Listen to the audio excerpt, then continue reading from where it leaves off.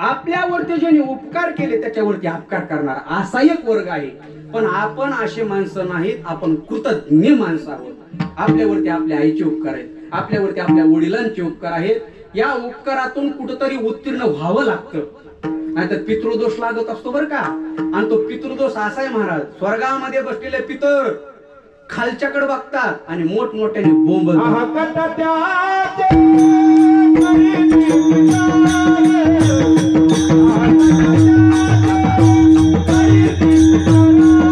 बसलेले पितर खाली बघतात आपल्याकडं, काय म्हणतात, काय आमच्या कुळामध्ये अशी संतती जन्माला आली, आमच्याकडे बघा आम्ही एवढा पारमार्थ केला आणि वंशी दुराचारी पुत्र झाला. बरोबर आहे का ना. त्याच्यामुळे संतती चांगली असावी लागते. मरण तर सगळ्याला येणार आहेत बघा, प्रत्येकाला जायचंय. वर्षी श्राद्धाच्या प्रत्येक कीर्तनातलं फेवरेट प्रमाणे येत नाही वर आल्या होता, जायचंय सगळ्याला, सुरुवात तिथून आहे सगळ्याची, नाही का नाही. मग येत ते पामर जीव किती सगळ्याला जायचंय. जाण्याचं इथं राहता कोणाला येत नाही, फक्त कधी कुणाची वेळ येईल सुद्धा सांगता येत नाही. ड्रायव्हर किती सुंदर असू द्या, गाडी किती मजबूत असू द्या, वळण आलं की ओळावंच लागतं. नाही नाही माझी 10 लाखाची गाडी, मी सरळ जाणार, जा काय होईल ते कळन ना तुला, ओळावंच लागतं आहे का नाही, आहे का ना. मौत से किसकी रिश्तेदारी है, हे मौत तुझसे किसकी रिश्तेदारी है, आज मेरी तो कल तेरी बारी है. कधी कोण जाईल सांगता येत नाही. जाण्याचं एकच ठिकाण, त्याला स्मशानभूमी म्हणतात. गावातला किती श्रीमंत असू द्या आणि गावातला किती गरीब असू द्या, दोघांना जाण्याची प्रक्रिया सारखी, नेण्याची प्रक्रिया सारखी आणि जाण्याची प्रक्रिया सारखी. एका स्मशानभूमीमध्ये 2 चिता जळत होत्या, 2 चिता. एक होती गावातल्या सगळ्यात श्रीमंत माणसाची आणि एक होती त्याच गावातील सगळ्यात गरीब माणसाची. त्या दोन्ही चिता जळत जळत सांगून गेल्या, म्हणले काय, शमशान में जाती ही मिट गई सारी लकीर और पास पास जल रहे थे राजा और फकीर. देवने निजविती स्मशान, देवने निजविती स्मशान. संत महात्मा म्हणतात, तुम्ही आयुष्यभर 20 लाखाच्या वाटवर जरी झोपलात तरी शेवटची झोप तुम्हाला तिथंच आहे. कुठं, जिथं माणसं जाळली तिथं. आणि अग्निडाग देणारा स्वतःचा मुलगा हे पण सुद्धा विसरू नका बरं का. खूप अवघड आहे बघा. माणसाला मरण कळालं की माणसं नीट वागतात. म्हणून माणसाने जीवन जगत असताना मी कधीतरी मरणार आहे डोळ्यासमोर ठेव. माणसं दोरीत वागतात बरं का. कधी मरण, डॉक्टर जर म्हणले ना, डॉक्टर सुद्धा आता तुमचे 2 महिने राहिलेत फक्त त्याच्याकडे बघा, ते सगळ्याशी प्रेमाने वागतं का. राजा परीक्षिती, भागवतात तुम्ही कथा ऐकली असेल, राजा परीक्षिती, मी वैयक्तिक हिचं पाप घेतो, एवढा शहाणा नव्हता बरं का तो. तुम्ही म्हणाल कसं काय. एका ध्यानमग्न अवस्थेमध्ये बसलेल्या ऋषीच्या गळ्यामध्ये साप घातला कुणी, राजाने. ज्या वेळेला त्याला कळलं ना मी 8 दिवसात मरणार आहे, सगळं सोडलं, राज्याचा त्याग केला, घरादाराचा त्याग केला आणि फक्त हातामध्ये भागवत ग्रंथ घेतला. का, कळलं महाराज मी मरणार आहे. म्हणून मला सुद्धा असं कधी कधी वाटतं, देवाने प्रत्येकाच्या स्वप्नात येऊन सांगायला पाहिजे तुझे 10 दिवस राहिले. खरंच सांगायला पाहिजे महाराज. असे लोक नीट वागतील ना, सांगायचं हे बघ स्वप्नातच सांगायचं, स्वप्नात. आणि हे बघ आता तुझे 3 महिने राहिले, लोक म्हणते 3 महिने नीट वागा, ठेवा देवा सोडून द्या, काय खायचं ती खा, परमार्थ करा, आपले 3 महिने राहिले, हे बघ तुझे 8 दिवस राहिलेत. असं पण देव लय कृपाळू सांगतच नाही. कमीत कमी देवाने ना असं इथे एक मीटर बसवायला पाहिजे होतं. मीटर म्हणजे कसं, मीटर लाईट बिल असतं बघा, लाईट बिल घरासमोर काय असतं, मीटर असतं ना. आणि मग मला ते युनिट पडतात, युनिट. तुम्ही जेवढी लाईट वापरली तेवढे युनिट आणि तेवढं लाईट बिल. देवाने ते एक मीटर बसवायला पाहिजे, तुम्ही किती वापर केला आहे का नाही. ज्यांनी परमार्थ केला त्याला जरा युनिट कमी अशी काहीतरी पाहिजे होती. पण देव कृपाळू होतो, सांगत नाही. मरण ओळखून जीवन जगावं, माणसं नीट वागतेत. मी नेहमी सांगत असतो, माणसाने जीवन जगावं नारळाच्या झाडासारखं. लक्ष देऊ नाही का. आता नारळाचं झाड आहे बघा. आता मला सांगा, तिकडे नका बघू, माझ्याकडे बघा. नारळाच्या झाडाचे 2-3 वैशिष्ट्य आहेत, जीवन कसं जगावं आणि एकूणच वडाचं झाड आहे. दोन्ही झाडाचा तुम्हाला फरक सांगतो मी आता, लक्ष देऊ नाही का. नारळाचं झाड वाढतं कसं, तुम्ही थोडं बोला मी थोडं बोलतो, कसं वाढतं, सरळ सरळ. आणि नारळाचा उपयोग कुठं, नारळ लोकांना द्या नाही, कुठं नारळाचा उपयोग, देवाजवळ. वाढतं सरळ, उपयोग देवाजवळ. त्या झाल्या 2 गोष्टी.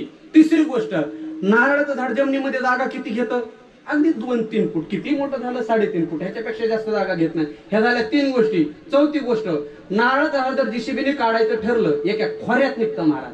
जास्त प्रयत्न करावा लागतात का? अगदी 0 सेकंदात खोरं लावलं की नारळ झाड उपटून बाहेर. हे नारळाचं झाड आहे. आता दुसरं वडाचं झाड सांगतो, ते सरळ वाढतं का? नाही. ह्या रानात लावलं की पारुंब्या दुसऱ्याच्या रानात. वडाचं झाड असंच आहे ना, बरं वाढत नाही सरळ, उपयोग एवढा काही विशेष नाही, सावली सोडून दुसरा.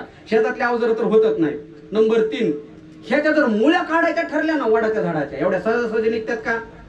2-2 दिवस JCB चालते तवा मुळी सापडती. कुणाची? वडाच्या झाडाची. माणसाने जीवन जगावं नारळाच्या झाडासारखं, आयुष्यभर सरळ राहावं. आपलं कर्म, आपला परमार्थ, दुसऱ्याच्या जीवनात काय चाललंय अजिबात डोकून बघायचं नाही. आपलं जीवन, आणि जो आयुष्यभर सरळ राहतो त्याचा उपयोग देवाजवळ होतो बघा. आणि जागा किती घ्यायची? आपल्या पुरती 2-3 फूट. यमरूपी JCB आली, गठुडं बांधून तयार, एका खोऱ्यात निघायचं. आपलं सगळं उलटच आहे. आपलं जीवन आहे वडाच्या झाडासारखं. म्हणजे लावलं ह्या रानात, पारुंब्या दुसऱ्याच्या रानात. दुसऱ्याचं काय चाललंय तुझं तू बघ ना. मग ती यमरूपी JCB येते आणि अशा मुळ्या गुंतलेल्या असतात वडाच्या. कुठं? लेकीमध्ये, सुनामध्ये, नातवामध्ये, फोन पे मध्ये, FD मध्ये गेले बँका पळून. अशा मुळ्या गुंतलेल्या असतात महाराज. ह्या मुळ्या काय एवढ्या सहजासहजी तुटत नाहीत. मग ते यमाला थोडा राग येतो. मग तो ह्याच्या काय मुळ्या सापडणार, मग ते यम असं दांडक घेतात महाराज.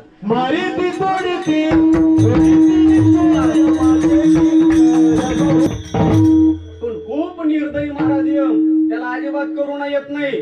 त्याला करुणा तर नाहीत नाही. जसं जनावराला काठीने मारतो ना, ओढाळ सापडे जैसे धन्या महाराज, तसं तो यम मारतो. म्हणून जीवन मोकळं जगावं.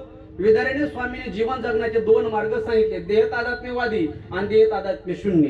देह तादात्म्यवादी म्हणजे मी देह आहे असं मानून जीवन जगणारे, आणि देह तादात्म्य शून्य म्हणजे पंचमहाभूताचा देह आहे, मी त्या भगवान परमात्म्याचा अंश आहे असं मानून जीवन जगणारे. हे उष्ण शरीर आहे जो असं मानून जीवन जगतो त्याचं खरंच मोकळं जीवन आहे.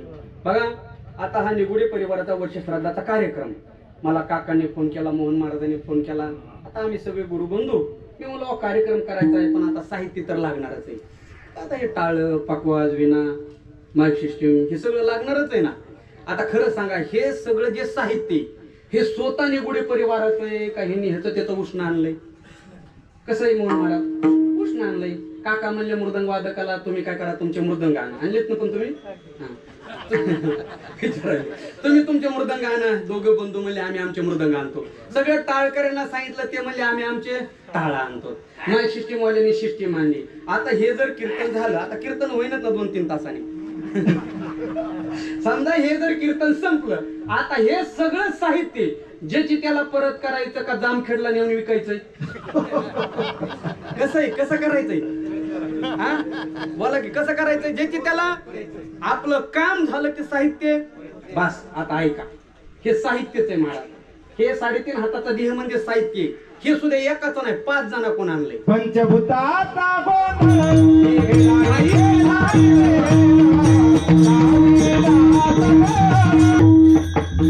संत म्हणतात पृथ्वी आप तेज वायू आकाश या पंचमहाभूताला जीवात्म्याने विनंती केली.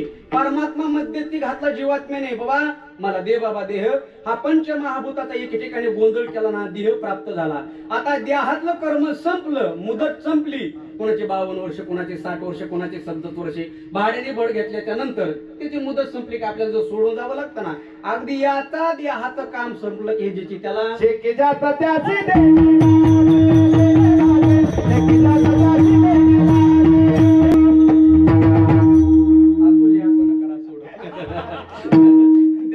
देण्याचा प्रकार. हे सगळं उष्ण आणलं पंचमहाभूताचं, ज्याची त्याला द्यावा लागणार आहे. फक्त एकच विनंती, देणारे ते सगळे कोणाला ठेवून घेता येत नाही. एकच विनंती, जसं आणलं तसं द्या. जसा मृदंग आणला तसा द्या, पुढी फोडून देऊ नका. सिस्टीम जशी आणली तशी द्या, साऊंड फोडून देऊ नका. हे शरीर जसं देवाने दिलं तसंच द्या ना. मित्राची मोटरसायकल जर उष्णी आणली वापरायला, ती चालते पेट्रोलवर. जर पेट्रोल संपलं तर काही काही माणसं तिच्यात राखेल होते. ऐका, राखेलवर गाडी चलती नाही असं नाही, पण तिथं इंजिन काम लवकर निघतं बघा. देह सुद्धा चालतो शुद्ध शाकाहारीवर, पण काय काय त्यात मांसाहार होते ही तर सुद्धा इंजिन काम निघतं. गाडीचं गॅरेज आहे, ह्याचं गॅरेजच नाही. ही डायरेक्ट भंगारवर द्यावं लागते ही गाडी. म्हणून जसं आणलं तसं द्या बरं का. जसं उष्ण जसं आणलंय तसं द्या. जसं आणलं तसं दिलं तर दुसऱ्या वेळेस भेटल. जर मोटरसायकल रॉकेटवर चढवली त्याला जर कळाली मित्राला तो देईल दुसऱ्या वेळेस. अहो त्याला इथली तर कुणी काड्या करतं तो तर वरून पाहतोय. तुला देह चालायला कशावर दिलता बाबा, तू चालवायलाच कशावर हे तर कळलं पाहिजे ना, आहे का नाही. मृत्यू प्रत्येकाचा आहे, देह पंचमहाभूताचा द्यायचा, ह्याच्यात कुणी सुटलेलं नाही. आता सगळ्याची यादी सांगत असताना सगळ्या कीर्तनकाराच्या तोंडामध्ये सगळ्यात मोठं एक नाव येतं, त्याचं नाव आहे रावण. रावणाला सुटता आलं नाही, आपण सुटणार आहोत का. रावण सामान्य नव्हता. ऐका जाऊ द्या, ऐका जनरेटर. रावण सामान्य नव्हता. वेळ जाईल आपला, माझ्याकडे लक्ष द्या. आवाज येतोय ना. रावण तुम्ही म्हणता हो बसू द्या कसा. रावण सामान्य नव्हता महाराज. या सृष्टीची जी निर्मिती केली तो ब्रह्मदेव. ब्रह्मदेवाचा मुलगा आहे पुलश ऋषी दशग्रंथी ब्राह्मण. पुलशाचा मुलगा आहे विश्रवा, हा सुद्धा दशग्रंथी ब्राह्मण. विलास या विश्रवाला 3 बायका, वर्ण, वारिणी, राका आणि कैकशी. रावण हा एकटा नव्हता. रावण हे 5 जण भाऊ होते. बिभीषण, कुंभकर्ण, रावण, अहिरावण, महिरावण यांचा सावत्र भाऊ कुबेर. हे झालं रावणाचं सांसारिक संपत्ती. आता आपल्याला सगळ्याला माहिती 5 पतिव्रता मावल्या सांगितल्या. अहिल्या, द्रौपदी, सीता, तारा, मंदोदरी. तथा त्याच्यातले मंद उदरी म्हणजे मंदोदरी ही बायको कोणाची, रावणाची. उद्या आपल्या मालकाच्या जेवणामध्ये काय होणार आहे त्या आदल्या दिवशी स्वप्नात मंदोदरीला कळत होतं. आताच्या मंदोदरीला सांगितलं की रावण तिकडे मोटरसायकलवरून पडाय, ती म्हणजे रोजच पडत येत. आताच्या मंदोदरीला तिच्यातला फरक आहे महाराज. ती पतिव्रता माता माऊली रावणाची बायको होती. 1 लाख नातून 1.25 लाख. पण तू आज जर रावण असता ते नुसता इलेक्शनचा फॉर्म भरायला पाहिजे होता. घरच्या मता निवडून आला असता. पण रावणाला काय माहिती घरचेच माणसं मतदान करीत नाही. पडला असता मग घरचेच माणसं मतदान करीत नाही. हे झालं रावणाचं संसारातली श्रीमंती. आता परमार्थातली श्रीमंती सांगतो. रावणाचे बरेचसे ग्रंथ आहेत महाराज. आचारसंहिता नावाचा एक ग्रंथ आहे ज्याच्यामध्ये कर्णे, कवटाळ, महाकाल ही पिशेची उतरण्याची दे सगळी रावणाची. हे जाऊ द्या, सगळ्यात प्रसिद्ध असणारं भगवान शंकराचं शिव तांडव स्तोत्र लिहिलं कोणी, रावणाने. काय शब्द आहेत महाराज. एका श्लोकाचा अर्थ लागण्यासाठी आपल्याला 100 जन्म घ्यावा लागतील तरी सुद्धा श्लोकाचा अर्थ लागणार नाही. एवढा मोठा रावण होता. ज्यावेळेला रामप्रभूंनी शेवटचा बाण रावणाच्या नाभी कमलात मारला, रावण मूर्छित पडला, अजून मेलेला नाही. त्यावेळेला रामप्रभू म्हणतात लक्ष्मणा लवकर जा, तुला जर काही ज्ञान प्राप्त करून घ्यायचं असेल, हे बघ समोर रावण आहे, त्याच्यातून हे ज्ञान प्राप्त करून घे. म्हणजे एवढा मोठा असणारा रावण फक्त एवढं सांगा आज आहे का, नाही का. मृत्यू लोक आहे हा, प्रत्येकाला जावं लागतं. ह्याच्यातला एकदा का जीव निघून गेला, रावण असू द्या, 53 असू द्या, नाहीतर ब्राह्मण असू द्या, कुणाला राहता येत नाही. जोपर्यंत आहे तोपर्यंत एकदा निघून गेलं, राहिलेला सगळ्या जीवनाचा पसारा होतो. अभंगाचं पहिलं तुटला आयुष्याचा दोरा, तुटला आयुष्याचा दोरा. म्हणून चोखोबाराय म्हणतात एकदा का या जीवाची माळ तुटली की या जीवाने या देहाने जे काही कमवलंय त्या सगळ्या गोष्टीचा पसारा होत असतो. हेर वाळूगा पसारा. पसारा या शब्दाचा अर्थ आहे वाया गेलं, त्याचा काही उपयोग झाला नाही. वाया जाणे म्हणजे पसारा होणे. काही काही गोष्टीचा प्रयत्न करून एक फळ हातामध्ये भेटत नसेल तर ती गोष्ट करण्यात काहीच अर्थ नाही. माऊलीने खूप गोड वेळा सांगितलं त्या संदर्भामध्ये. कणे विन सोपटे कणसे लावेली गरज जाते, काय करावे गोमटे ओसन कर. माऊली म्हणले सोपटे कंस मळयंत्रात घातले, खालून पोते लावले, किती पोते ज्वारी निघन, अहो काहीच नाही, नुसता खेका नाही निघन का. सोपटे कंस सोपटे ओस पडलेलं नगर आहे म्हणले. गाव किती सुंदर आहे बघा, एवढं सुंदर आहे म्हणले माऊली. डिजिटल इंडियातलं गाव आहे. 24 तास लाईट, 24 तास पाणी, चारी बाजूने नारळाचे झाडं, वायफाय फ्री, म्हणजे किती सुंदर गाव आहे. पण म्हणले ते ओस पडलेलं आहे हो, त्याच्यामध्ये मनुष्य नावाची जात राहिला नाही. ते गाव काय कामाचं आहे का नाही. का प्रेत दैशा शृंगारीला, का गाढव तीर्थेने राखेश विभी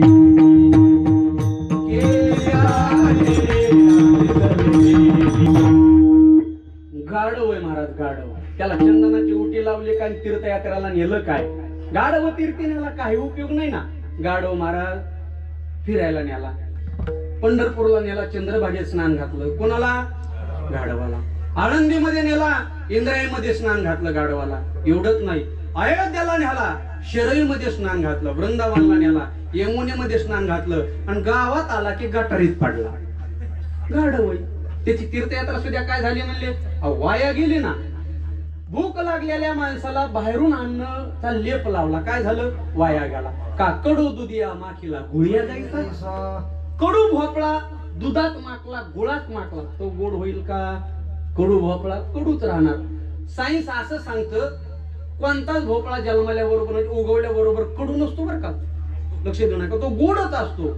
महाराज तो कडू कधी होतो, त्या भोपळ्याच्या बुडाला म्हणजे खालच्या भागाला जर मशिनीत चरताना हुंगलं, लक्ष देऊ नका बरं का, तर तो भोपळा कडू होतो. नाहीतर तो कडू, कोणताच भोपळा कडू नसतो. हे मी भोपळ्याचं सांगलं, तुम्ही हसू नका. नंतर कडू होतो, फक्त काय काय जरा लवकरच कडू होते, पण काय काय उशिरा कडू होते, एवढाच फरक आहे. नाहीतर कोणताच भोपळा कडू नसतो. कडू भोपळा माखेला दुधिया जायचा. हे किती प्रयत्न केले तरी म्हणले ते प्रयत्न काय झाले, वाया गेले ना. अगदी तसंच आहे, या देहातला जीव निघून गेला, चैतन्य नावाची शक्ती निघून गेली. चोखोबारे म्हणतात एर वावुगा पसारा. आता ऐका, वाया जाणे म्हणजे नेमकं काय काय असतं. व्याकरणामध्ये सांगितलं, वाक्यामध्ये प्रयोग करा. वाया गेलं त्याची व्याख्या अशी, जी वस्तू त्याच्यासाठी वापरायला दिली होती ती वस्तू त्याच्यासाठी न वापरता ती वस्तू दुसऱ्यासाठी वापरली, याचा अर्थ ती वस्तू वाया गेली. अगदी सोपं करून सांगतो, मृदंग हा कीर्तनामध्ये वाजवायला दिलेला होता, पण मृदंग हा कीर्तनामध्ये न वाजवता टिमटिम मध्ये वाजवला. आपल्याला काय लांब नाही म्हणजे तो मृदंग सुद्धा काय झाला, वाया गेला. विना हा कीर्तनामध्ये वाजवायला दिला होता, काकड्यामध्ये वाजवायला दिला होता, पण विना कीर्तनामध्ये काकड्यामध्ये न वाजवता एक तारीमध्ये दुसऱ्या भजनाला वाजवला, तर तो विना सुद्धा काय झाला, यालाच म्हणायचं येर वावुगा पसारा. नाही तारी गेला, नाही तारी गेला, नाही तारी गेला,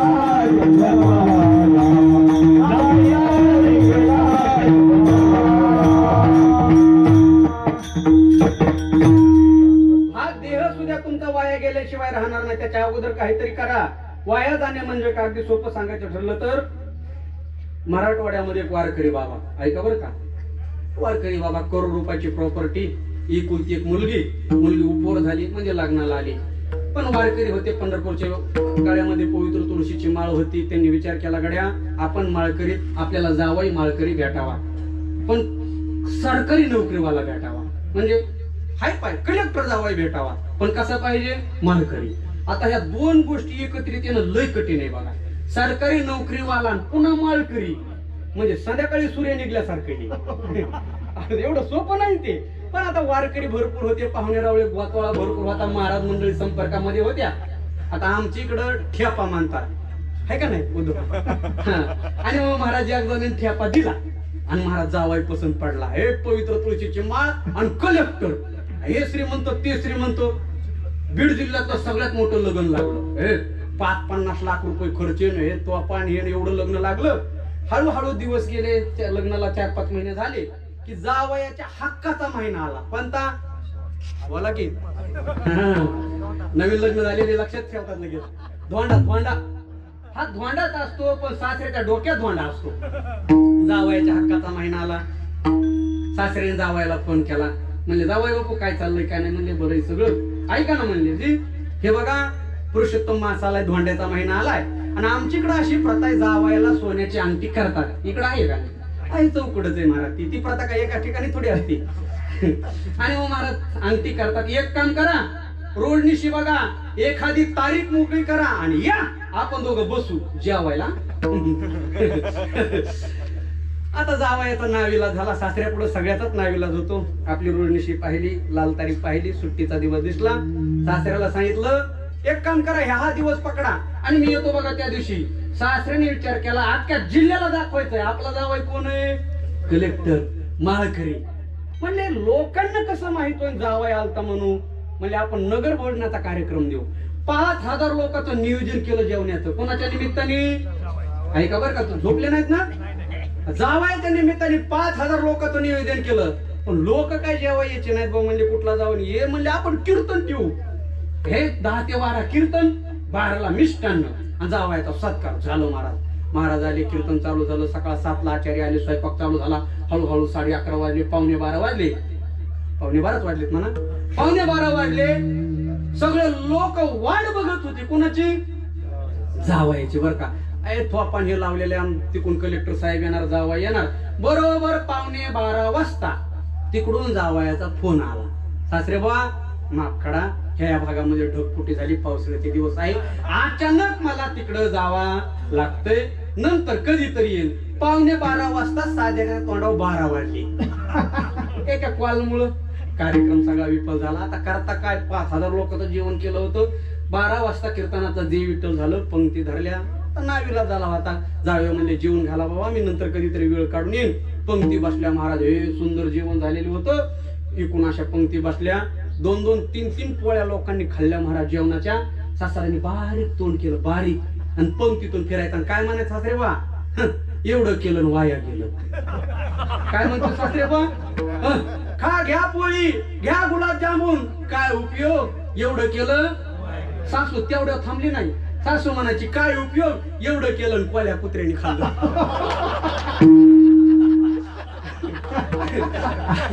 घरदार नाराज झालो. काय काय लोक नुसते जेवायलाच आले होते. त्यांना काहीच माहित नव्हतं कशाच्या निमित्ताने काय येतात पण जेवायला. कायला माहितच नव्हतं कीर्तन झाले. शेवटी आलेले 2-2, 3-3 पोळ्या चुरून खाल्ल्या. काय रे म्हातारा असं काय म्हणताय, एवढं केलं वाया गेलो. काय सुंदर पोळी झाली, काय रोज झाला, काय गुलाबजामुन झाले. सगळे 5,000 लोक जेवण तृप्त झाले. अन्नाचा एक शीत देखील उरला नाही. पण सासरा झोपेस सुद्धा म्हणत होता, एवढं केलं कशामुळं, कोण जेवायचं राहिलं. लक्षात आलं ना. बस आता दृष्टांत संपला. सिद्धांत ऐका. महाराजांनी प्रमाण दिलं. या देहाने आपण सगळं केलं. म्हणजे या देहाने काय केलं, घर बांधलं, बंगला बांधला, गाडी घेतली, 20-25 एकर जमीन घेतली, पार काय पदव्या कमावल्या, अनेक श्रीमंती कमावली. पण हा देह ज्याच्यासाठी दिला होता आपण तेच केलं नाही. म्हणून महाराज म्हणले नाही तरी गेला, ह्याला सुद्धा वायाच गेलं म्हणावं लागेल ना. ज्याच्यासाठी दिलं नाही तेच केलं ना. म्हणून चोखोबाऱ्या म्हणतात, येर वाऊ गा पसारा. हे वाया गेलं ना, ह्याने जे करायचं होतं ते केलं नाही हो. चोखोबारा असं कसं बोलतो, तुम्हाला माहिती का प्रपंच. आमच्यावर प्रेम करणारे माणसं किती म्हणले. बायको प्रेम करते, मुलगा प्रेम करतो, जावई पाहुणे रावळे प्रेम करतात. चोखोबारा ठणकावून सांगतात, हे बघ ते तिथपर्यंतच आहे जोपर्यंत तुझी प्रेत यात्रा निघत नाही. अभंग तो दुसरं चरण. टाकुनी पळती रांडा चोखोबारा म्हणतात, या देहाच्या संबंधाने प्रेम करणारे बायका मुलं, टाकून पळती बायका मुलं, सगळे काय आपल्याला सोडून जातात. आपल्या बरोबर कोणी येत नाही. हे जे संसारातलं प्रेम आहे ना, ते भासमान प्रेम आहे. आपल्याला वाटतं बघा, पण हे काहीच नाही हो. जोपर्यंत संपत्ती आहे तोपर्यंत ती कोणी असू द्या, तुम्ही असू द्या. घरातल्या करत्या माणसाचं झालंय काय बघा. तुका म्हणे झाली कोंबड्याची परी आणि पुढीचं उकरी लाभणे. नुसतं उकरण्याचं काम चालू आहे प्रत्येकाचं, उकरण्याचं. इकडं उकर, तिकडं उकर, इकून कमव, तिकून कमव, पण लाभ नेणे.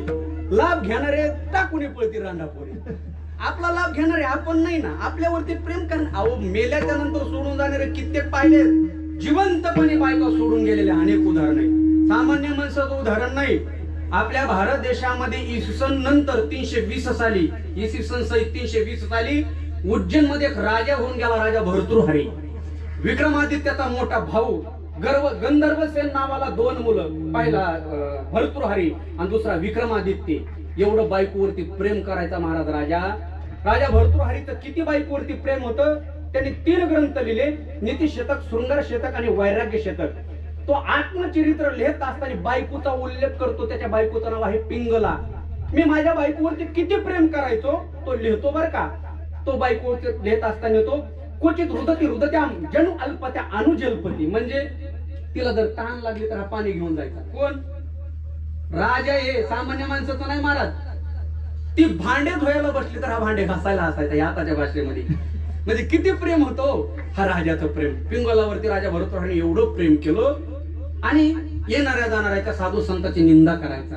काय महाराज भव्य कपडे घातले, परमार्थ काढला. अहो लग्न करा, बायका मुलं, ह्याच्यावर किती प्रेम असतं. अचानक महाराज श्री संत गोरक्षनाथाचे एक शिष्य त्या उज्जैनच्या दरबारातून निघाले. राज दरबार आले आणि आल्याच्या नंतर भिक्षा मागितली. ओम भवती भिक्षांती. राजा म्हणला, काय भिक्षा मागत फिरता हो? भगवे कपडे घातले, शोभत का तुम्हाला? अहो लग्न करा, प्रपंच करा, बायका मुलं ह्याच्यातला आनंद काय करणार तुम्हाला? साधू म्हणला, राजा लय बायकोवरती प्रेम आहे तुझं? म्हणला, हो. मग जीवापाड प्रेम आहे. एक काम कर, तुला मी आशीर्वादच देतो. चंद्र सूर्य असेपर्यंत अमर होशील आणि बायकोवरती प्रेम करत राहा. आपल्या जोळीत हात घातला, आंबा काढला. प्रसंग सगळ्याला माहिती. जोळीतला आंबा काढला आणि म्हणला, हे बघ, हा आंबा काय हापूस आंबा नाही म्हणला, मग अमरत्वाचा आंबा आहे. जो कोणी हा आंबा खाईल तो अमर होईल आणि चंद्र सूर्य असेपर्यंत तो जिवंत राहील. मग काय करायची ती कर. लय बायको प्रेमाने खा आंबा. घेतला आंबा, घरी आला. संध्याकाळी हातात आंबा धरला. हात ऐका बर का. राजा विचार करू लागला. राजा भर्तृहरी म्हणतो, गड्या आंबा तर काय साधारण नाही. सकाळी साधूने आंबा दिलाय. हा जर आंबा मी खाल्ला तर मी अमर होईल. पण या जगामध्ये माझं सगळ्यात जास्त प्रेम माझ्या बायकोवरती, पिंगलीवरती आहे. ती मरण म्हणला, मी तिच्याशिवाय कसं जगू म्हणला. ती मेल्या मला एकट्याला जगताच येणार नाही. बायकोला जवळ बोलून घेतलं. मला, हे बघ प्रिय, मी मेलो तरी चालन पण तू जगली पाहिजेस. म्हणजे तू हा आंबा खा, माझं काय, मी मेलो तरी चालन पण तू जगली पाहिजे. त्या पिंगलाने राजपत्नीने हातामध्ये आंबा घेतला आहे का. आणि आंबा घेत असताना तिने विचार काय केला, आंबा साधारण नाही म्हणली, अमरत्वाचा आंबा आहे. जो कोणी आंबा खाईल तो अमर होणार आहे. मी जर आंबा खाल्ला तर मी अमर होईल. पण या जगामध्ये माझं सगळ्यात जास्त प्रेम आपल्या राज दरबारामध्ये जो घोड्याचा खर्रा करतो त्या राज दरबारातील श्वान पालकावरती माझं प्रेम आहे. आणि मग तो मरण न म्हणली, मी तिच्याशिवाय कसं जगू. त्या घोड्याच्या खराऱ्या करणाऱ्या माणसाला, म्हणजे सामान्य नोकरदाराला, तिने मागच्या दरावाट बोलून घेतलं आणि तिला सांगितलं, हे बघ, मी मेली तरी चालन पण तू जगला पाहिजे, तू आंबा खा. त्या घोड्याच्या खराऱ्या करणाऱ्या माणसाने हातामध्ये आंबा घेतला आणि तिने तोच विचार केला ना. तो म्हणला, गड्या आंबा तर राजपत्नीने दिलाय पण आंब्याची खूप मोठी ताकद आहे. आंबा साधारण नाही. मी जर आंबा खाल्ला तर मी अमर होईल. चंद्र सूर्य असेपर्यंत काय करू म्हणला. माझं सगळ्यात जास्त प्रेम आपल्या राज दरबारामध्ये एक नर्तकी आहे, तिचं नाव आहे चित्रलेखा, त्या काळातली. ती मरण ना, मी तिच्याशिवाय कसं जगू. तिला बोलून घेतलं, सांगितलं, हे बघ प्रिय, मी मेलो तरी चालन पण तू जगली पाहिजे. तिने तो हातात आंबा घेतला आणि तिने विचार केला, आंबा साधारण नाही. तुम्ही विचार करताना फिरू दे गावभर आंबा. हे काय तंबाखू पूर्णातलं नाही महाराज, नितीशात मधलंय. तो ती नर्तकी विचार काय करते, आंबा हातात घेऊन, काय आपलं जीवन आहे म्हणे, काय आपलं जीवन आहे. आपल्याला रोज नाचावं लागतं, लोक पाहतात. ती स्वतःच्या जीवनाला कंटाळी होती महाराज. तिने हातात आंबा घेतला. असलं जीवन जगून काय अर्थ आहे. आंबा खाल्लं तर मला आयुष्यावर नाचावंच लागल म्हणे, मी अमर झाले तर. ह्याच्यापेक्षा हा आंबा आपल्या राजाला दिला तर राजा आंबा खाऊन अमर होईल आणि चंद्र सूर्य असेपर्यंत भारत देशाचा राज्य भोगल. पदरामध्ये आंबा बांधला. सावकाश पावलाने, लक्ष नाही का. राजा भर्तृहरी सिंहासनावरती बसलेले, त्यांच्या जवळ गेले. म्हणजे, महाराज मी आज तुमच्यासाठी एक दिव्य प्रसाद आणलाय. तुम्ही जर एवढा प्रसाद ग्रहण केला तर तुम्ही अमर होताल. राजा म्हणला, काय प्रसाद आहे, दाखव बरं. त्याने आपल्या पदरात बांधलेला आंबा सोडला, राजा समोर धरला. राजाने आंबा निहळून पाहिला आणि राजाला 440चा करंट बसला. राजा म्हणला, आंब्या पूर्णाचा पहिला अध्याय तर मीच लिहिलाय. लय लांब गेलो म्हणला. हे तू सुरुवात तर माझ्यापासूनच ना. राग आला राजाला आंब्याकडे पाहून. खरं सांग, खबरदार, खरं बोल. काय झालं महाराज, काय खरं सांग, तुला आंबा हा कोणी दिला. घाबरली महाराज ती नर्तकी. म्हणले, महाराज क्षमा करा, मला ह्याच्यातलं काही माहित नाही, पण मी देवाची शपथ घेऊन सांगते, मला हा आंबा जो आपल्या राज दरबारामध्ये घोड्याचा खरारा करतो ना त्याने दिलाय. आणि ह्याच्या पुढचं तुमच्याजवळ मी सत्य सांगते महाराज, माझं त्याच्यावरती अजिबात प्रेम नाही, पण त्याच्यापासून थोडी उपजीविकेचं साधन आहे म्हणून त्याच्यावरती मी प्रेमाचं नाटक करते. याला संसारातलं रिटर्न गिफ्ट प्रेम म्हणतात. तुझा म्हणजे तुझं काम झालं. त्या घोड्याचा खरारा करणाऱ्या माणसाला बोलून घेतलं. तो थरथर थरथर करू लागला. खबरदार, खरं सांग, तुला आंबा हा कोणी दिला. घाबरला बरं का तो. घाबरला पण सावरला. मला, महाराज मी देवाची शपथ घेऊन सांगतो, मला ह्याच्यातलं काहीच माहित नाही, पण हा आंबा तुमची धर्मपत्नी राजपत्नी पिंगलीने दिलाय. आणि खरं सांगू का महाराज, माझं तुमच्या बायकोवरती अजिबात प्रेम नाही, पण तिने ही नोकरी लावली घोडे सांभाळण्याची, म्हणून मी प्रेमाचं नाटक करतोय. जा बाबा, म्हणजे तुझं काम झालं. संध्याकाळच्या वेळेस आपली राजपत्नी पिंगलेला राजा भर्तृहरीने बोलून घेतलं. राजा भर्तृहरीच्या मुखातले शब्द सांगतो तुम्हाला, आता ऐका बर का. राजा भर्तृहरी आपल्या बायकोला म्हणतो, याम चिंतयामी सततम महिसा सक्त विरक्तः. त्याचे नीतिशतक मध्ये शब्द आहेत. राजा म्हणतो, पिंगले याम चिंतयामी सततम, सततम प्रत्येक वेळेला. अगं मी शीक लागल्याच्या नंतर लोक राम राम म्हणतात, मी पिंगला म्हणत होतो. किती प्रेम आहे माझं तुझ्यावरती, हा एवढं प्रेम. पण महिसा सक्त विरक्तः, तू माझ्याविषयी एवढी विरक्त निघलीस. साप्यन्निमित्ती जन्म सजनने सक्तः, अस्मत् कृत्याची परितुष्यती काशितान्या धिक्तांच तांच मदनांच इमांच मांच. राजा म्हणतो, तुझा धिक्कार असो, त्या घोड्याच्या खराड्या करणारा माणसाचा धिक्कार असो, त्या नर्तकीचा धिक्कार असो, एवढंच नाही, या ब्रह्मांडाचा धिक्कार असो, या संसाराचा धिक्कार असो, का टाकुनी पळती रांडापुरे कोणीच नाही. राजाला वैराग्य निर्माण झालं. आता त्याची स्टेप सांगतो तुम्हाला. ज्यांनी शृंगार शतक लिहिलं, शृंगार शतक म्हणजे माहिती आहे तुम्हाला, कोणत्या सणाला महिलांनी कोणते दागिने घालावे राजा भर्तृहरीला विचारावं, साडी कशी नेसावी हे राजा भर्तृहरीचं. ज्यांनी शृंगार शतक लिहिलं त्यात राजाने वैराग्य नावाचं शतक लिहिलं.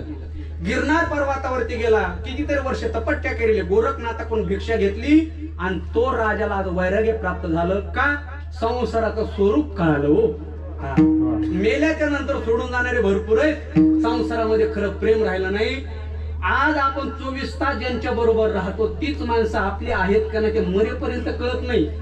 देव ब्राह्मणाच्या साक्षीने, पाहुणे रावळ्याच्या साक्षीने शपथ घेतलेली असते लग्न मंडपामध्ये पती पत्नीने, पण मरेपर्यंत एकमेकाचा स्वभाव कळत नाही. हे संसारात खरं स्वरूप आहे.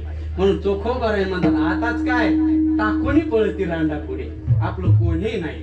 चोखोबाऱ्याला म्हणू लागले, नाही हो महाराज, हा तुमचा खरंच गैरसमज आहे, खरंच गैरसमज आहे. म्हणले कसं काय? अहो माझ्यावर लय प्रेम करणारे बाबा, म्हणले सगळे प्रेम करणारे कुठपर्यंत माहिती का? जोपर्यंत तुझ्याजवळ सुख संपत्ती आहे तोपर्यंत.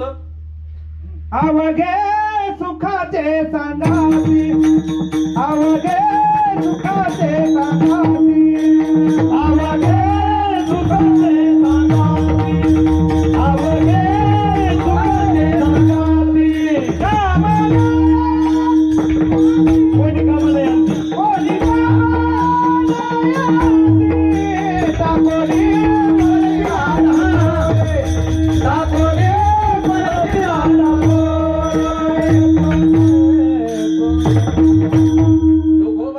सगळे सोबती आहेत, पण कुठपर्यंत जे विठ्ठल होय तो म्हणजे अवघ्या सुखाचे सोबती, कोणी कामा नाही अंती. सगळे सुखाचे सोबतीत बर का. ज्या सूर्याचे लोक हिवाळ्यामध्ये आतुरतेने अपेक्षा करतात, त्या सूर्याचा लोक उन्हाळ्यामध्ये तिरस्कार करतात. आपली किंमत तिथपर्यंतच असते जोपर्यंत समाजाला आपली गरज आहे. एकदा का आपली गरज संपली ना, दादा भाऊ शेठ मामा काका साहेब म्हणणारे लोक म्हणतात ते बागोल बॉय. आपली गरजच नाही, हा आपला गैरसमज आहे. हो, उगा आपला अहंकार आहे, मी केल्याने होतो, मी म्हणूनच होत, काहीच नाही. हा गैरसमज आहे. सगळे सुखाची सोबती आहेत, कोणी कामा नाही अंती. अंत्यकाळाला कोणी जवळ येत नाही महाराज, सगळे सोडून जाणारे आहेत. मग का हो महाराज, आम्हाला नेमकं जीवन तरी कसं जगा? हो, चोखोबार आहे म्हणतात, तुला जर खरंच जीवन जगायचं असेल ना, कोणाचं 60 वय झालंय, कोणाचं 50 झालंय, कोणाचं 70 झालंय, मरेपर्यंत या जगातल्या कुठल्याच गोष्टीला माझं म्हणायचं नाही. हे खरं जीवन आहे. अभंगाचं शेवटचं चोखा चोखा मने भजित खोर, चोखा मने भजित खोर.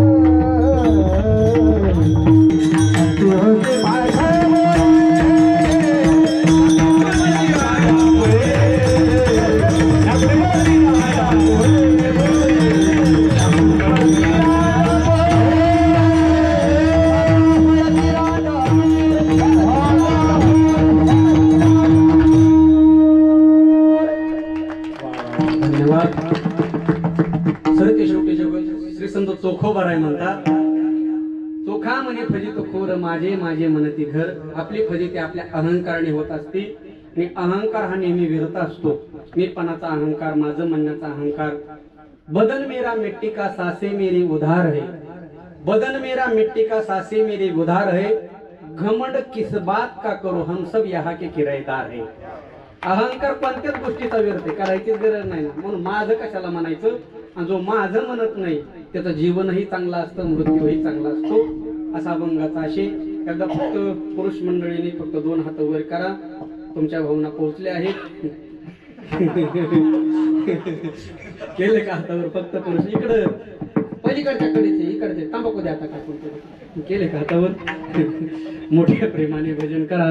विठोबा हरी हरी हरी विठोबा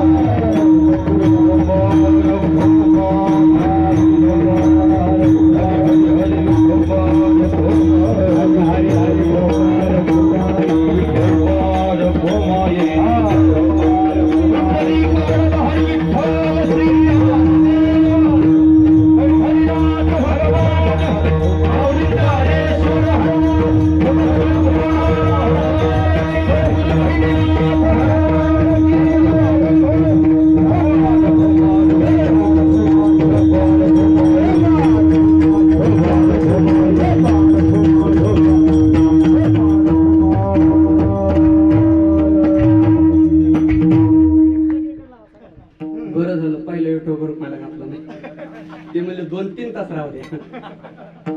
माझ्या लग्नात पण एवढा हार नव्हता. ऐका, खरंच काकाचं माझ्यावरती प्रेम आहे. सुंदर असं हे वर्ष श्राद्धाचा कार्यक्रम त्यांनी आयोजन केला. माझं कीर्तन समाप्त झालेलं आहे. एक 2च मिनिटं घेतो, थोडं लक्ष देऊन ऐका. चोखोबाऱ्याचा अभंग सेवेसाठी निवडलेला होता. अभंगाचा सारांश झालेला आहे. मी सुरुवातीला बोलून गेलो की 3 विधी येतात. पहिला येतो तो 10वा, दुसरा येतो तो 13वा आणि तिसरा येतो ते वर्ष श्राद्ध. या 3 विधीपैकी महत्वाचा विधी म्हणजे असं श्राद्ध. जे श्रद्धायुक्त अंतःकरणाने केलं जातं त्याला श्राद्ध म्हणतात. असंही प्रथम वर्ष श्राद्ध कैलासवासी, वैकुंठवासी यमुनाबाई लक्ष्मण निगुडे यांना जाऊन आज 1 वर्ष पूर्ण झालं. त्या कुठंतरी स्वर्गामध्ये वैकुंठामध्ये नक्की आज पोहोच झाल्या. भगवान परमात्माने वैकुंठीचं दार मोकळं करून त्यांना आतमध्ये घेतलंही. पण हा कार्यक्रम पाहून त्यांच्या मुखातून एक अभंग नक्की बाहेर पडल. शेवट तो भला माझा बहु गोड झाला. हा एवढा मोठा कार्यक्रम, हे उपस्थित सगळी श्रोते मंडळी, गायनाचार्य, मृदंगाचारी हे पाहून नक्की त्यांना आज ऊर भरून आला असेल. आपण शेवटची भावपूर्ण श्रद्धांजली अर्पण करण्यासाठी त्या ठिकाणी उपस्थित झालेलो आहोत. आई जीवनातून निघून गेल्याच्या नंतर जे दुःख आहे ते महाराष्ट्राचा कुठलाच कीर्तनकार शब्दामध्ये सांगू शकत नाही. अनेक प्रयत्न करतात पण त्याचा फक्त अनुभव असतो. वडील गेल्याचा अनुभव असतो, आई गेल्याचा अनुभव असतो. आणि ते जे दुःख असतं ना महाराज, ते त्यांनाच कळतं. आम्ही किती सांगून त्याचा अनुभव येत नाही. पण असं म्हणतात, बाप गेल्याच्या नंतर माणूस पोरका होतो आणि आई गेल्याच्या नंतर माणूस अनाथ होतो. मग तो किती वर्षाचा असू द्या, 5 वर्षाचा असू द्या, नाहीतर 100 वर्षाचा असू द्या, आई गेली की सर्वस्व संपलं. कारण या जगामध्ये मुलावरती प्रेम करणारे फक्त 2च पात्र आहेत. पहिलं पात्र आहे आई आणि दुसरं पात्र आहे वडील. म्हणून सृष्टीमध्ये अनेक देवता सांगितल्या, पण माऊलीने प्रामुख्याने 8व्या अध्यायामध्ये 2 देवता सांगितल्या. सकळ तीर्थाची धुरी जे का माथा पितरे. आपण त्यांची सेवा केली पाहिजे महाराज. तरू तनु मनु जीवे चरणाशी लागावे. एक वेळेला आपला देह जायची जरी वेळ आली तरी चालल, पण दिलं पाहिजे. आपल्या माजलगाव तालुक्याचे आरटी जिजा उद्धव महाराजाला माहिती, एका कीर्तनामध्ये होते आणि कीर्तन झाल्याच्या नंतर अभंग वगैरे सोडवला. माझ्या जवळ आले, म्हणजे महाराज तुम्ही जन्म मरण खूप सुंदर सांगितलं, पण माझा 2दा जन्म झालाय. म्हणले कसं काय? म्हणजे पहिला जन्म मला माझ्या आईने दिला आणि दुसरा जन्म मला माझ्या मुलाने दिला. म्हणलं कसं काय? त्यांचं अर्ध लिव्हर खराब झाल्याच्या नंतर मुलाने दिलं होतं. यालाच म्हणायचं तनु मनु जीवे. नुसत्या कविता म्हणून चालत नाही, वेळ आल्याच्या नंतर आपण ते करावंही लागतं बघा. आणि ह्या निगुडे परिवाराने आईची सेवा केली. मायबापाची एकच इच्छा असते, आपल्या नशिबी जी गरिबी आली, आपल्या नशिबी जे आलेलं आहे ते मुलाच्या नशिबी येऊ नये. मग रात्र दिवस राबतात ते आई वडील. प्रत्येक स्त्रीच्या जीवनामध्ये 2 मिनिटं घेतो थांबतो. प्रत्येक स्त्रीच्या जीवनामध्ये 3 जन्म येतात, कोणती स्त्री असू द्या. पहिला जन्म ती जन्माला आली, दुसरा जन्म तिचं लग्न झालं आणि परक्या घरी नांदायला गेली, आणि तिसरा जन्म ती बाळांत झाली. बाळांत या शब्दाची फोड केली तर 2 अक्षर तयार होतात, बाळ अधिक अंत. बाळाला जन्म देता देता तिचा खऱ्या अर्थाने अंत होतं, तिला आई म्हणतात. एखाद्या माता माऊलीच्या 9 महिन्याने दिवस पूर्ण झाले, धावत पळत दवाखान्यात नेण्यात आलं. डॉक्टरने सांगितलं दादासाहेब अवघड झालं. म्हणजे काय झालं? बाळ आडवं आलंय. आता पर्याय सांगा, पटकन सांगा, आई वाचवायची का बाळ वाचवायचं? नवऱ्याच्या पुढे प्रश्न उभा राहिला, काय करावं? नवऱ्याने एका क्षणाचा विलंब न करता डॉक्टरला उत्तरलं, डॉक्टर साहेब माझी बायको वाचली पाहिजे बरं का, माझी लक्ष्मी वाचली पाहिजे. सासू सासऱ्यांनी सांगितलं, डॉक्टर साहेब आमच्या घरची सून वाचली पाहिजे, आमच्या घरची लक्ष्मी वाचली पाहिजे. माहेरचे आले होते, त्यांना विचारलं तुमचं काय मत आहे? त्यांनी सांगितलं, डॉक्टर साहेब आमची मुलगी वाचली पाहिजे, आमची छकुली वाचली पाहिजे. पण ऐका ना, 3 तास त्या डिलिव्हरीच्या खोलीमध्ये ओरडू ओरडू डॉक्टरला म्हणत होते, डॉक्टर साहेब माझ्या जीवाचं काही झालं तरी होऊ द्या, पण माझ्या पोटातलं बाळ वाचलं पाहिजे. हे बोलणारी फक्त आईच आहे. आई सोडून असं वाक्य कोणाच्या येत नाही महाराज. आपल्या जीवनामध्ये आई जेवढी महत्वाची ना, आपल्या जीवनामध्ये बाप तेवढाच महत्वाचा आहे. मी आईला धरून बापाला बाजूला सरते असं नाही बघा. तुम्हाला उदाहरण सांगतो. कुंभार दादा मडकं घडवितो, मडकं. तुम्ही प्रक्रिया बघा. मडकं घडत असताना कुंभार दादाचा एक हात मडक्याच्या आतून असतो आणि एक हात बाहेरून असतो. बाहेरचा हात त्या मडक्याला आकार देतो, पण बाहेरचा आकार प्राप्त होण्यासाठी आतला हात मडक्याला आधार देतो. आपल्या जीवनाला आकार देणारी आपली आई आहे, पण आपल्या जीवनाला आधार देणारा आपला बाप आहे. मुलगा शाळेत चालला, डबा भरून देते ती आई. मुलगा शाळेतून आणला, अभ्यासक्रम तपासते ती आई, पण त्या शाळेची लाख लाख फी भरणारा बाप आहे. हे देखील विसरायला नको ना. म्हणून जाणकार मंडळी आहेत, एक माझं वाक्य खरंच घरी घेऊन जा. तुम्ही परमार्थिक आहात, संसारिक आहात, जीवनामध्ये कशाला घाबरा महाराज, कशाला घाबरा किंवा नका घाबरू, याच्याशी काहीच घेणं देणं नाही. कोणी म्हणतं भेट नाही, ठीक आहे, पण जीवनामध्ये 2 गोष्टीला घाबरून राहिलंच पाहिजे. पहिली गोष्ट म्हणजे पाप आणि दुसरी गोष्ट म्हणजे बाप. जो पापाला घाबरला त्याचा परमार्थ यशस्वी झाला, आणि जो बापाला घाबरला त्याचा प्रपंच यशस्वी झाला. तुमचा बाप कसाही असू द्या, लंगडा असू द्या, लुळा असू द्या, आंधळा असू द्या, पांगळा असू द्या, नुसता दारात जरी बसला ना, कोण्या पाप्याची नजर तुमच्या घरावरती पडत नाही. हे बापच काय, बापाने सोडलेला बुटच ताकद असते. म्हणून हे 2 देवता कधीच विसरायच्या नाहीत. बापाचा फोन कधीच कट करू नका. काय माहित, काय काय लोकांना तो फोनच येणं बंद झालाय, तेव्हा कळतं बाप काय असतं ते. म्हणून मायबापासारखं दैव त्या जगामध्ये कोणी नाही. मायबापा सेवा करा. मराठवाड्यातला सगळ्यात प्रसिद्ध लेख, आपल्या भारत देशातले सगळ्यात मोठे डॉक्टर बाल रोग तज्ञ अरुण गोधनकर यांचा कधीतरी गुगलला लेख सर्च करा. भारतातला सगळ्यात मोठा डॉक्टर शिकलेली व्यक्ती, बालरोग तज्ञ, आपल्या शेवटचं वाक्य उच्चारतो, चुलीत गेलं तुमचं शिक्षण आणि चुलीत गेली तुमची नोकरी. एवढा तिरस्कार कशासाठी? एक मुलगा महाराज, नांदेड जिल्ह्यातला, कोट्यावधीची प्रॉपर्टी, त्यांचं एकच स्वप्न, मी जसा डॉक्टर झालो तसाच माझा मुलगा डॉक्टर व्हावा, आणि अमेरिकेत पाठवला शिकवण्यासाठी. तो देखील बालरोग तज्ञ झाला. त्याने तिकडच लग्न केलं, मुलं बाळ झाले. अरुण गोधनकर वयोवृद्ध झाले, त्यांची बायको थकली, ते थकले.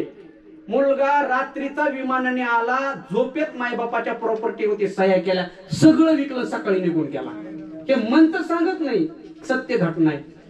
अरुण गोधनकरचे आयुष्यातले शेवटचे 5 वर्षे लातूरच्या अनाथ आश्रमामध्ये गेले, वृद्धाश्रमामध्ये गेले.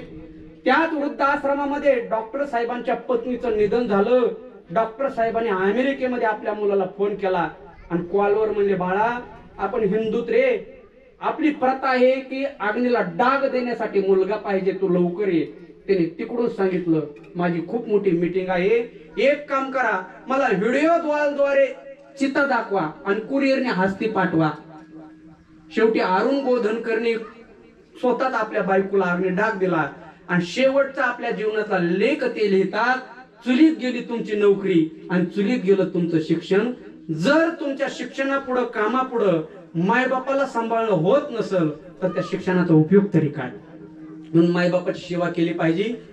उद्धव महाराज एक कवी आहे बरं का, त्यांनी कविता लिहिली, मी पेपरला वाचली, कुठला आहे माहित नाही पण खूप गोड लिहितो. तो काय म्हणतो बघा, बाप काढला घराबाहेर लक्षात नाही का? खूप गोड आहे. त्या कवितेचे लेखक आहेत. बाप काढला घराबाहेर दारात रडते आई पण, बाप काढला घराबाहेर दारात रडते आई पण, आणि बायकोला खुशाल म्हणतो तुझ्यासाठी काय पण, तुझ्यासाठी काय पण. अरे कधीतरी आठवून बघ त्या आईचे दिवस. तू जन्म घ्यावा म्हणून किती केले होते नवस. इकून तिकून देव तिच्या नवसाला पावला, आणि तुझ्यासारखा हिरा तिच्या पदरामध्ये घावला. लहानपणी आई तुला शेतामध्ये न्यायची, लहानपणी आई तुला शेतामध्ये न्यायची. ऊन लागू नये म्हणून पदराखाली घ्यायची. भूक लागली ना टाय टाय करून रडायचास, आणि त्या आईचं दूध संपलं ना रक्त सुद्धा ओढायचास. रक्त पिऊन पोसलास लेका त्या रक्ताचा ठेव मान. आता एवढं कर, त्या दारातील आईला आता तरी घरामध्ये आण. अरे किती दिवस टिकणार आहे ती पिकलेलं पान. तो कवी म्हणतो भले तू गोडधोड खा, पण शिळी भाकर तरी आईला वाढ. आणि भाकर वाढायला बायको आडवी आली, चल तिला घराबाहेर काढ. बायको घर सोडून जाणार नाही, मुलगा मायबापाला सांभाळतो म्हणून बायको घर सोडून जाणार नाही. मी बॉन्डवर लिहून देतो, आणि यदा कदाचित गेली तर मला येऊन भेट, मी दुसरी करून देतो. अरे वाघ बनवलंय तुला माईने, तिलाच उरलं नाही माई पण. उद्या सकाळी उठ, मिशीला पीळ दे, मांडीत थाप मार, आणि एकदाच म्हण आई तुझ्यासाठी काय पण, तुझ्यासाठी काय पण. आई सर्वस्व आहे, आईसाठी केलं पाहिजे. आणि या चारी बंधूंनी महाराज मला अनुभव आहे, कारण सगळ्या घराचे संबंध आहेत. चारी बंधूंनी आई होती तोपर्यंत तिची सेवाही केली, आणि शास्त्रानुसार तिचं स्मरणही या ठिकाणी केलेलं आहे. चारी निगुडे परिवारातील चारही बंधूंना मी कोटी कोटी धन्यवाद देतो. त्यांच्या प्रेमापोटी उपस्थित असणारे परिसरातील सगळेच बरं का, एक होणी बळी या न्यायाने गायनाचार्य, मृदंगाचार्य, कीर्तनकार सगळेच या ठिकाणी उपस्थित आहेत. सर्वांना कोटी कोटी धन्यवाद देतो आणि थांबतो. झालेली सेवा विश्व चैतन्य भगवान श्री ज्ञानोबाराय, वैराग्य भास्कर जगद्गुरु श्री तुकोबाराय, अखंड हिंदुस्थानचा आराध्य दैवत छत्रपती शिवाजीराजे यांच्या चरणी अर्पण. याच ठिकाणी शिवेला पूर्णविराम. ज्ञानेश्वर महाराज